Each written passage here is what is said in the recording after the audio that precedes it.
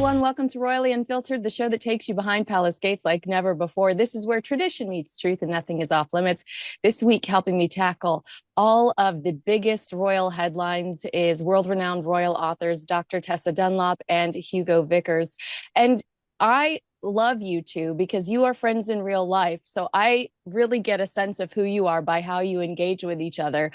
Just so the audience knows, watch for it because it's so fun to watch the two of you interact. I need to be with you in real life. I feel like I'm missing out on something being so far away. Like Hugo, in your gardens, you said your gardens are beautiful right now.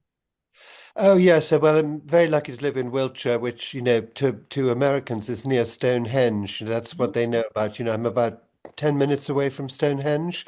And yeah, I love my garden.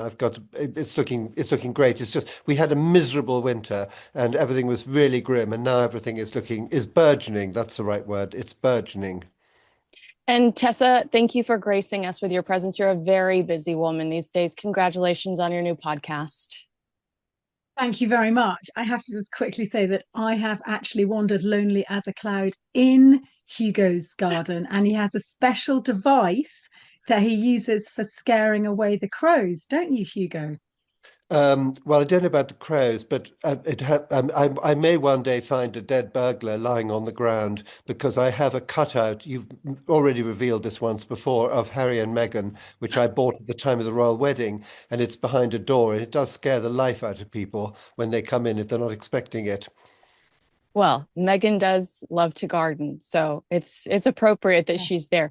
Well, I did have some of our viewers reach out, very excited about the King's upcoming visit to Canada. The itinerary was recently revealed. Hugo, this will be an exciting moment for royal watchers all over the world when it comes to the King and Queen's visit to Canada. Can you tell me a little bit about the King's relationship with Canada and why this is a unique opportunity for Canadians to see him in person?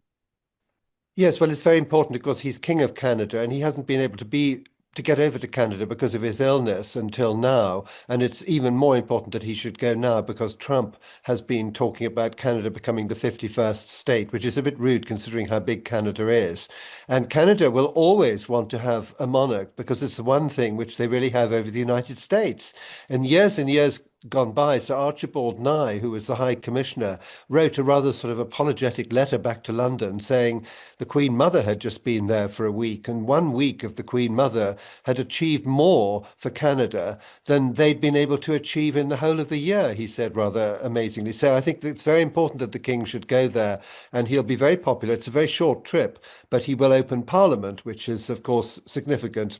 The Queen did it a couple of times, and if the King is there, he can do that as King of Canada. He will travel in an open carriage from Rideau Hall into Ottawa, and be very exciting. I think he'll be very popular. Tessa, this will be the 20th time that the King visits Canada and the 6th for Queen Camilla. How do you know how they prioritize who they visit? Hugo just mentioned Donald Trump's comments about Canada. Would that be a decision maker? I mean, do they think Yeah, about? for sure. Oh, wow. Go ahead and elaborate. Yeah, basically the institution of monarchy is a sort of part of our diplomatic armory, an institution of state, and it's deployed where it's most needed. And the king is, I mean, he's a finite asset and he's a fragile asset. So we're not going to waste him. We're not going to sort of splurge him on, I don't know, America at the moment.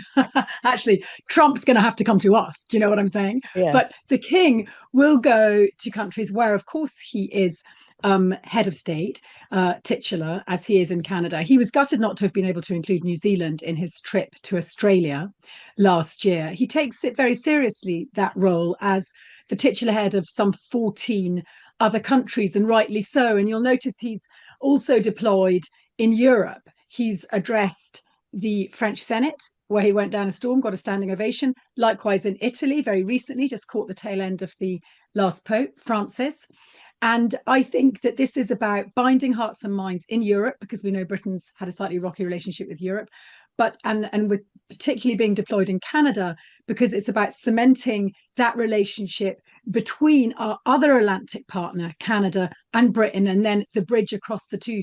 In other news, Macron, Keir Starmer, and Mark Carney, the new Canadian Premier, stood shoulder to shoulder on Israel just a couple of nights ago. I think we can expect them to be working increasingly closely together. We know they are with regards to Ukraine. And this, by the way, is all in response to Trump, or a huge amount of it is in response to Trump. It's incredible, I think, and I'd be interested to know Hugo's opinion, the way in which Trump has softened and improved so many leaders' images, and I include the king. He now seems like the sort of benevolent monarch, the thinking man's philosopher king. Forget ideas that he might be, an uncaring father or some, unelected head of state. No. Now we cast him as this kind of caring, cool guy, I think, don't we? Well, I think he is that. I mean, he's always been very compassionate. And I also think he's a very compassionate father, frankly. He doesn't always get that response from his children, or from one of his sons anyway. But the thing is that he, of course, became a new person when he became king. And that was what was so interesting.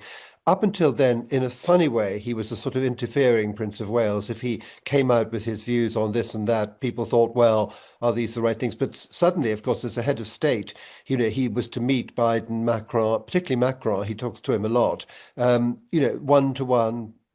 It was part of the deal, if he goes over, that they would have conversations. And then, of course, you get all his experience, because he goes right back. He was, what was he, 73 or something when he became king, and he's met Eisenhower and Churchill and all these people, Nixon and all these people over the years. And so he's got a lot to offer. I do think that it's naive to assume he's operating, if you like, in a vacuum. The relationship with Canada has been drawn into sharp relief precisely because of what's been going on in America. Mark Carney, of course, a keen relationship, married to an English woman, previously head of the Bank of England, is already an Anglophile. And it makes sense to double down on that relationship. We saw he hosted Trudeau, the outgoing Canadian Premier, in Sandringham very recently in the wake of the Trump bust-up. And I think it's partly because of that he can go with fresh wings and gusto, if you like, to Canada. Because I know we're both monarchists. I'm monarchist light, Hugo's monarchist heavy, right? And I think that Hugo, Canada love the king. There's a large lump of Canada, just polling under about 50% prior to the arrival of Trump, that wasn't actually that keen on having a British monarch as their head of state. And that, I think, has been cast in a different light now. I don't know if it's because I had to cover the 2016 elections against my will, or if it's just because President Trump has become such a regular personality in American sphere, pop culture wise. He was the host of The Apprentice. He was always in the newspapers, the New York Post. He had such a great relationship with him. What gorgeous girl was on his arm? What piece of real estate was he purchasing? I am almost numb to some of the things he says when he was on Twitter. Every day it was a new tweet. So I am surprised, Hugo, to hear that something he might say about Canada that I assume is just Trump being Trump could inspire such a big visit. Well, I think what Tessa was saying, and in a sense what you're saying, is Trump seems to be sort of doing a great job in unifying everybody else, possibly against or as a result of the things that he says. I mean, he certainly doesn't hesitate to weigh in at every possible moment. But I think it's an important time for the king to go there and to remind Canada of his affection for them, and his devotion to Canada and what he can offer Canada. I think it's a very good thing that he's going, and I'm sure he'll be very popular. If you think Trump isn't just hot air, he delivered those tariffs and he slapped heavy ones on Canada. He rescinded temporarily some of the Ukrainian military support. And of course, Canada, a keen member of NATO. So we need to double down and remind the world that, we're going to maintain those relationships, including with Canada, even and especially if America's playing rookie. It's playing outside the pitch. So I think there's real threats coming from America, previously the most dependable ally in the Western sphere. And I think it's right that the king gives it a bit of gloss, but I hope we get more than that from it. I would like to see an improved trade deal with Canada. between Britain and Canada. And I would like to see a more committed strategic policy from the two as well. Yeah, Hugo, the last time a sovereign delivered this speech from the throne in Canada was the late Queen Elizabeth in 1977. Is it going as we deal with King Charles aging, not to mention his cancer, are we going to see more gaps like this where we go such an extended period of time without having special moments like this? I think that there's something to do with etiquette, that he has to be the first one in the reign to go over there. So hopefully now that once he's been 26th of May, next week, actually at the end of this week, I mean, let's hope that that means that then, that Prince William can go and others can go and there can be more visits to Canada, because the royal family have a lot of connections with Canada. They always have done, and they do go a lot and quite often. And so I think that's right. But I think I'm right in saying that there was this problem that he had to be the first one, and of course it all got delayed because of his illness. Mm-hmm. Yeah. Tessa, my grandpa is from Canada, and he still remembers so sweetly. Like, he loves to tell the story. He's told it to me multiple times, of being a little boy, of living out in the middle of nowhere and seeing Queen Elizabeth pass by, and her rolling the window down and waving at them, and how much it meant to them. I mean, it's going to mean so much to people to actually get a glimpse of the king and queen, don't you think? Huge. And lest we forget, the Queen, when she was the Duchess of Edinburgh, went with Philip for a popover to Canada when the King George VI was very ill. And I think, was that one of Elizabeth's first flights, Hugo? There was huge concern over the flight to Canada, and But that this might imperil our future monarch. there was huge concern because she was originally going to go by ship, and the fact was that, of course, because the king had been so ill, they had to postpone the trip to Canada. So yes, there was a lot of discussion, but they wanted to get her there quickly. So that was a complication. And Philip, desperate to get in the air, he's going to have none of it. He was heavily pushing to be airborne, because we know that he was this like frustrated pilot. And they arrived, but the write-ups were very much gauche princess, the sort of attention and recognition. And then, of course, they had a little brief stopover as well in America, and it spent about 3 days over in America. And all the headlines were favoured Philip, that he was this kind of dashing guy with the confidence, and she was much more. They didn't use the word mousy, but they might have done. So it's interesting just how almost the crown helps both the late Queen and the King grow into their role. You talked of Charles being seen as a bit of a busybody or interfering. As soon as you acquire the trappings of kingship or queenship, it really is transformative. You grow into the role. And we do, I think, in the States specifically, when we envision them, we see them on the balcony. It is unique to see them in different environments. It is, and you have a better understanding of their true reach, Hugo. Yes, oh, and they take it very seriously. I mean, when the Queen went to Australia in 1954, she, there was a book that was produced called, I think it was called The Sunburned Country, and they were reading all this. So they take it very seriously. They want to really get into what they're doing, when they go to these countries. And of course, they then get to see the country and get to know different parts of it. And of course, the late Queen was very, very widely travelled. I mean, the present king is very widely travelled, and he's been, as you said earlier, to Canada quite a lot of times.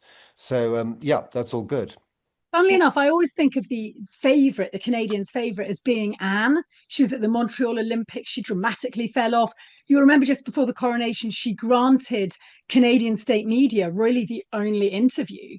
And I thought that was one of her most revealing set pieces, really. She was asked, incidentally, then about the relevance of monarchy, and she sort of brusquely flicked off the question. But I think that Anne does have an incredible affection for Canada and has been there quite recently as well.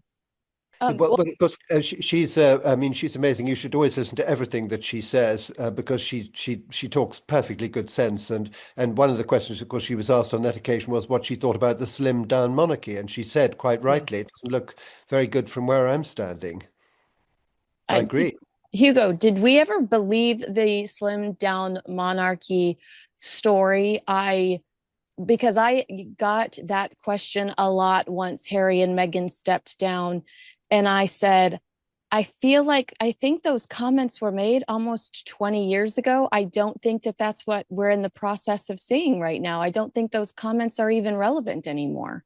Well, I think the thing that was to worry people, but there was a perception that the Queen used to invite all her family to the birthday parade, Trooping the Colour, and they would all appear on the balcony, and there'd be a picture of them on the Sunday papers, and then people thought, oh, well, the taxpayer was paying for all these characters, which of course they weren't.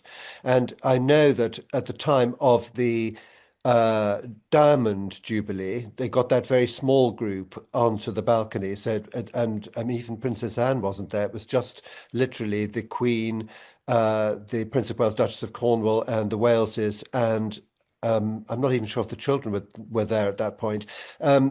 So I think the king has always really wanted things focused on himself, but I think it's wrong because actually there are so many jobs that need to be done. Patrons of different charities, presidencies, regiments that need colonels, and there simply aren't enough to go round. Which brings me to the garden party yesterday, which, as last year, was a huge success because Prince William was the host of the garden party, and he got all the cousins to come. And of course, you Yes. can get really good conversation that way because one of the things which, in a sense, at the moment, the royal family are lacking is this next generation who need more energy. I mean, you could slightly predict what the king and queen are going to say to you if you meet them at a garden party, but you certainly couldn't predict what Mike Tyndall would say to you, or Princess Beatrice, or Princess Eugenie. I mean, and it's really good that they're there. And I know somebody who went last year to the garden party and he said it was huge fun and really fun, really Yes. great fun to see them there. So they should do much more of that, in my view. Zara's the kind of secret weapon who's definitely upped her sartorial game recently. She was once sort of famous for being the woman who'd rather wear a pair of jodhpurs and muck out the horses. And there was that famous shot of her hand when she was getting engaged, and it was sort of, it clearly just been in the stables compared to Kate Middleton's sort of French manicure. And Zara was sort of posited as the can-do girl, no frills attached. But if you look over the last 2 or 3 years, she's absolutely transformed herself into the sort of show stopping, game changing, visual I would rather party piece. I would rather wear what Zara wears than any other royal in the entire. She's so glossy and fierce looking. She is very chic. But I also loved what you said about how she's also going to get her hands dirty. Yeah, Yeah, and pretty and sad. she's employed a designer, she's employed a dresser, just in case we think these looks just come effortlessly to one over 40 when you've also got 3 children and some stables. She's called Annie Mile, and she's been deliberately styling Zara, and it's 100% worked. Yeah. I know somebody who worked for Princess Anne and was at Gatcombe Park and said it was amazing. She could come in her jeans and whatever from the horses, and 10 minutes later she'd come down the stairs absolutely transformed. And you may remember that when Princess Anne was asked about that ghastly Netflix series, The Crown, and they said that it'd taken, I don't know how long for the person to do the makeup for the person playing Princess Anne, and she said, I know she did hers in 3 minutes flat or something like that. I think it was 2 hours, Hugo. You're absolutely right. That was such a cute moment where Princess Anna's Yeah, like, well, that's a lot of effort. yes, exactly. Well, I wanted to talk about the garden party because the commentary surrounding it online was so positive. There is a synergy in everything that Prince William and Catherine seem to do. And I know that this is courtiers. I know that there are people working behind the scenes to ensure this, but it comes off so well. The way that they remember previous people that they have engaged with in the past. There were multiple people at this garden party, whether they lost a child or whether they met them through a photography initiative that happened years ago. Prince William and Catherine make a beeline to these people. Catherine says things like, I feel like we're old friends. And, that is so meaningful to royal watchers that are seeing these moments from across the pond and on social media. Hugo, did you want to respond? Well, they're very good at it. One of the great attributes of members of the royal family. Somehow they have a very good memory for people, and therefore they can do that. But the other trick, of course, which I only learned by accident, was once it was my job to introduce a prize winner to the Queen, and I just said to her, he's won a prize. And she immediately said to him, I understand you've won a prize. What was it for? And within 2 minutes, his mother was saying, oh my God, the Queen knew he'd won a prize. And that's the way that's one of the ways it's done. It's a kind of subtle thing. And also the Queen used to be brilliant when she was people coming to be invested for something. She once said to the Lord Chancellor, I've got a chap coming up for a knighthood, and the briefing notes are absolutely dreadful.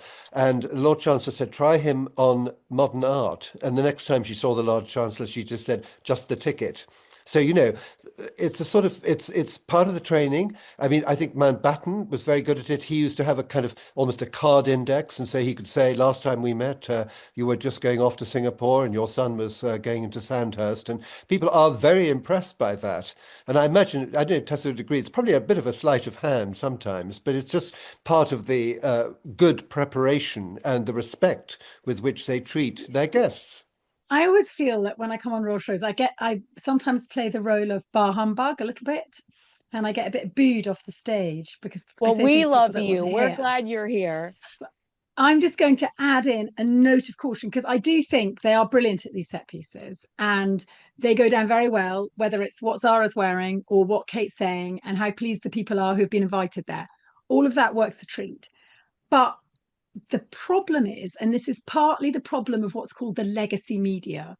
Nowadays, we know that 16 to 24-year-olds, only half of them are watching television even once a week, let alone reading their parents' newspapers in a way that we used to. And actually, this is the fodder for the legacy media. So my concern is that when I was a child, and I have a vast scrapbook over in the corner of the room to prove it, when I was a child, I spent my childhood cutting out pictures of beautiful Diana and lovely Charles, and yes, even Andrew, and sticking them in a scrapbook because that's what I was fed. And I am worried about how the royal legacy is going to be handed down to younger generations because there's almost a break in the chain.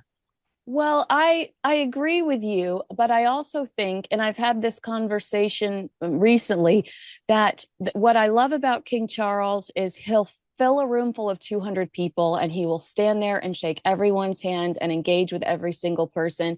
I do see this modernization of the monarchy with William and Catherine, where they're making funky reels with Harry Styles music playing that they're uploading to Instagram. And I'd like there to be some marriage in the middle where they also have those, because word of mouth is so important. And when King Charles fills a room with hundreds of bodies and ensures he makes eye contact with every single one of those people, they do go away saying, that was the most amazing day of my life. I can't believe I met the king. And I think that they have to meet somewhere in the middle. Kate and William do a good job on Instagram, but it's heavily curated, and I wonder how popular it is with those under 30. I wonder who's making today's equivalent of scrapbooks with the royals. Well, I feel like you just called me old because I am over 30. But Hugo, do you have a reaction to the way that the royals engage and how important it is, their messaging? I do. I think actually that Prince William, he does do that as well. I mean, he of course does a lot of investitures, and so there's a lot of one-to-one things. The only time I really met him was I'd been involved in some charity thing, and I mean, I must say he was full on, and he was also very good at going straight to the key sponsor and really talking to him. I mean, he knew exactly how to do it. I was very impressed by him. I think that that's all right. But yeah, I mean, oops. I too I've kept scrapbooks over the Gonna have years. to get mine now. I've got 500 of these. They go back. They're really useful, actually. Anyway. They are so, you're Look, so right. Here's mine has love hearts on them because I was just a 12-year-old girl, obviously, or a 10-year-old girl. The Queen. Golly. Oh, Yes. Diana, Charles. you're Yes. I didn't so really do neat. I didn't go in for neat cutting out. Look, Well, mine are very methodical. They're very sort of, full of things. I mean, I use them the whole time. It's really useful, actually. it's so useful because there are so many reoccurring themes when it comes to the royal family. I mean, I know that Tessa and I have, we've actually discussed similarities between Meghan and Wallace, and being able to look over some of those old articles and read some of the testimonies about who Wallace was or how she acted, and then to compare it to what's going on today. Very clever, Hugo and Tessa. I'm going to have to steal that hack. When we're talking about the synergy and how well William and Catherine's team have organized the way that they work and function, Time 100 has acknowledged them for their philanthropy, for modernizing royal philanthropy, and some of their clever strategic partnerships, talking about Lego coming on board and helping out with the Princess of Wales early years project. IKEA just came on board with it as well. I don't mean to go here so soon, Hugo, but it is so refreshing seeing how everything seems to be in sync and choreographed with William and Catherine versus Harry and Meghan, who say we're philanthropists, and then they're selling jelly, or they're shilling a book that is critical of the platform that, gave them, the people that gave them this platform. Is it something that the Sussexes could learn from William and Catherine's team, how everything seems to be heading in the right direction? There's an ultimate goal. Everything moves towards that goal. I don't see it personally. I've said this many times before, that they seem to have to reinvent themselves the whole time, because the royal family have a big sort of, they're doing things for us, they're doing things for the United Kingdom, the Commonwealth, the things we've been talking about. They're putting things into life as opposed to taking things out of life. And if you lead an expensive lifestyle and you're going into the celebrity business, you have to keep on pushing yourself the whole time and coming up with new ideas. And if they don't work, and they often don't, it seems to me, then you have to come up with another new idea, which is why you've seen so many different things happening in the last few months. So no, I don't see it at all. I think, it's just a completely different ball game. I don't think they're comparable, the two, because Kate and William are publicly funded. So their full-time job is to go and schmooze Lego, Deloitte, IKEA, to work the room, to make sure their messaging is absolutely on point. Their Shaping Us campaign for younger years, their Earthshot. That's their job, their full-time job. So they don't need to worry about the back end, whether they've had a good year in terms of turnaround, because that's dealt with for them. Harry and Meghan have left the royal family, so they're yes, footloose and fancy free, but arguably they're like me, you, and Hugo. They're putting in their VAT receipts at the end of the month and trying to work out whether they've made a loss or a profit. And so that means that the time you've got to serve is more limited, because you've also got to make money, especially if you have Montecito grandiose ambitions, which clearly they do. Once a prince, always a prince. And Hugo, is there really a modernizing of royal philanthropy when you look at William and Catherine? Do you see much of a difference from King Charles and Queen Camilla? Queen Camilla's got a podcast, a reading podcast. She's encouraging reading. I feel like they also, the only thing I thought may separate the two is it does feel like William and Catherine hone in on specifics where they really feel like they can make a difference. Yes, I think that's right. And people are always asking me, what sort of a king will he be when he becomes king? And the simple answer is that he probably doesn't know himself, actually, and I certainly don't know. But the great thing about a hereditary monarchy is that each generation does things in a different way. So they relate to a different generation. And, at one time we had this sort of four-tier royal family with the Queen and Prince Philip, who were doing things in the way that they did things, which was the way I liked things done, because I'm old-fashioned and I was brought up in it and I thought it was fantastic. And then the next generation were doing things slightly differently, and then the next one, and so forth. And then you've got the children. And so, I think, yes, they will. I think there's a sort of move away from the traditional royal visits that they used to do, and sort of, I don't think they want to do too much sort of ribbon cutting and things. I think they're much more interested in projects and things where, especially as you say, like the early learning and Earthshot and all those things, where they can sort of try to sort of influence people at a certain age and move things forward in that way. But the fact is, we don't really know what they're going to do when the time comes. It'll be different. We didn't really know. We had a pretty good idea, but we weren't absolutely certain how the king was going to handle things. He's handled things extremely well since he became king. Tessa, did you have a reaction? Well, it's interesting, that idea of ribbon cutting, because I think it's a bit unsung. You'll know that I've been in, thanks to Hugo, really, my blossoming friendship with the Duke of Kent, who's in his 90th year. And he's sort of ribbon cutting personified. There isn't a single war memorial, as I discovered when I was writing my book, that he hasn't really been involved with sometime in the last 50 years. And that kind of quiet, unsung role. And she's now the Duchess of Edinburgh, was the Countess of Wessex. Likewise, you see her name on so many kind of memorials. I do think there is a space for both. I think the kind of your bigger branded royals, they're kind of headline grabbers, Kate and William, you're probably not going to deploy them on a rainy day to unveil a World War II monument to the Bevan boys. You're probably better off to choose someone lower down the pecking order, if I'm honest. But if the big daddy, the king, is at the cenotaph, and that's still a kind of gig on the ground, being seen to do something, Kate and William will be deployed in a ribbon cutting context now and again, but they're bigger ribbons. I don't know if I've ever heard of King Charles referred to as the Big Daddy King, so I'm glad I could witness that here and now today. Last but not least, let's talk about. I was kind of taken aback by Meghan sharing a picture to promote her As Ever brand with a Princess Diana themed tea tin in the shot. I thought that was kind of vulgar. I love Princess Diana. I also think that there's something kind of sacred about her that I don't want to be cheapened with an American brand that's trying to fake these British roots. I mean, Harry's British, but Meghan Markle is not. So posting a picture with Princess Diana's tin and then the caption, a spot of tea, really got under my skin. Hugo, am I being a mean girl? Not at all. Not at all. I think I'm totally with you. I mean, I almost find it impossible to go into the details of the things that she gets up to. But thinking of that Mother's Day picture the other day, I was asked about this, and I said, "Well, I thought on Mother's Day you celebrated your own mother, not yourself as a mother. And there's nothing that she won't do which focuses on her. And if she can kind of climb onto a Diana bandwagon, you can be sure she will. I'm surprised she doesn't go around talking about her as my mother-in-law."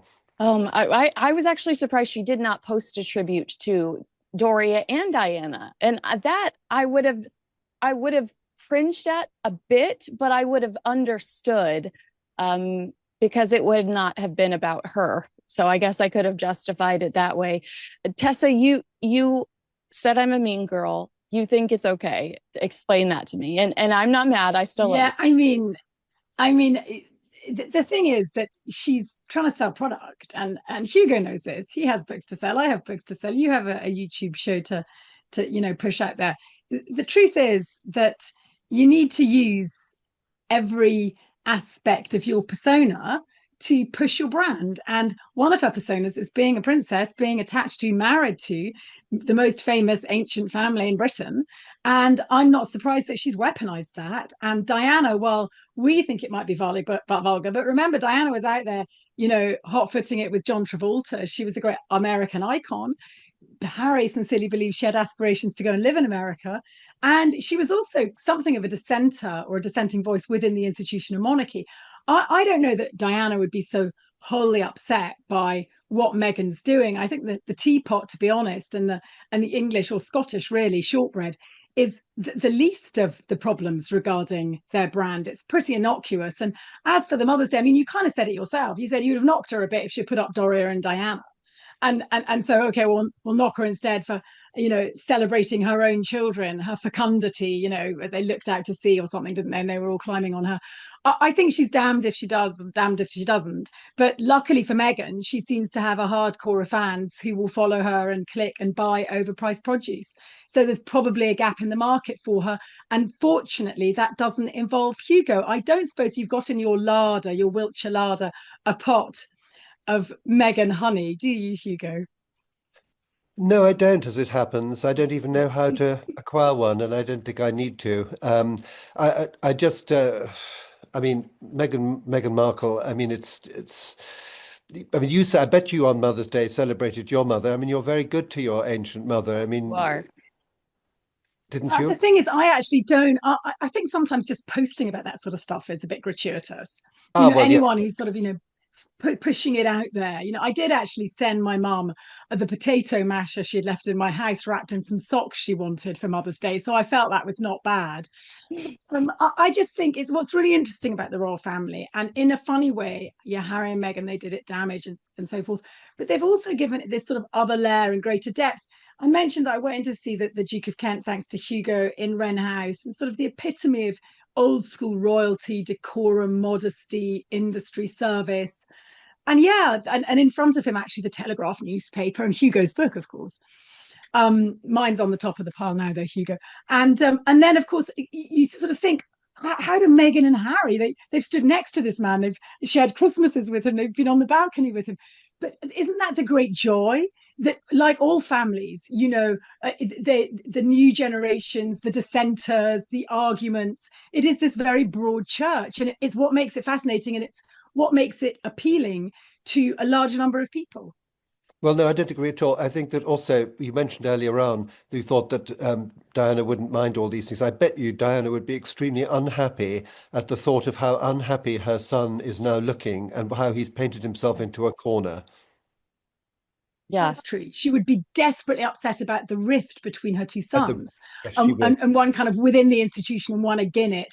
That would break her heart. But I Yes. don't think she'd have an issue with the Meghan Markle teapot. Well, I mean, But look, I don't think that's look at the way deal. that Victoria Beckham has sided with, her core. Brooklyn is alone on an island. I almost wonder if Princess Diana would be like, well, Prince William's going to be king and he's behaving himself. I think what frustrates royal watchers, you talk about these generations, the new generations, and how they're all intertwined, and it is so exciting to see that. But there did seem to be like a real lack of respect from Meghan when it came to understanding the family she married into. She, frustration over having to Google the national anthem. I didn't know who this person was when I started dating him, which everybody kind of laughs at. But that dismissiveness of I'm not into the pomp, when she was trying to justify not caring about her children having titles to Oprah Winfrey, which we all know the story there. There's a lot of backstory there. That wasn't necessarily the truth. She talks about how she's not into all the pomp and she doesn't need that.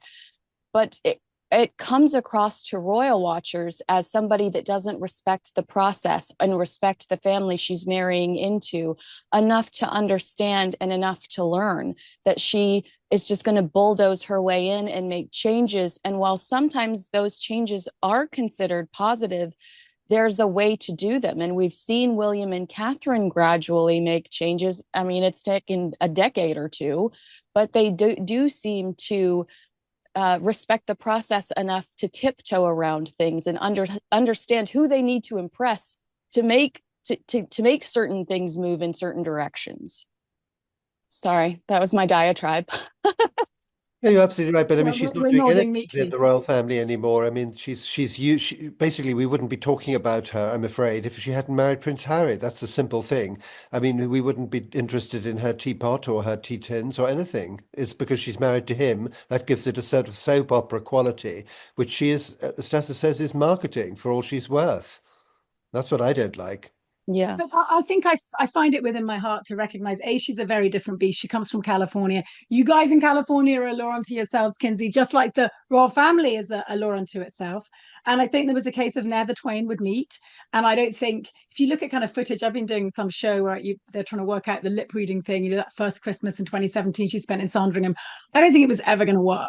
That's the truth. It's a shame it all unbuttoned so prematurely and so publicly, but it was never going to work. But I think the point I was trying to more broadly make is, isn't it lucky we have the Duke of Kent for me and Hugo, and we Yes. have Meghan talking to the young kids. Are they probably not even that young, her fans, in California? The point is, I think there's different narratives and different appeals. It's just a shame there's this rupture in the middle. You're like, it is like the Beckhams, except the Beckhams are fly-by-night celebrities who aren't baked into the bricks of the British establishment, and so it's actually a great deal more tragic.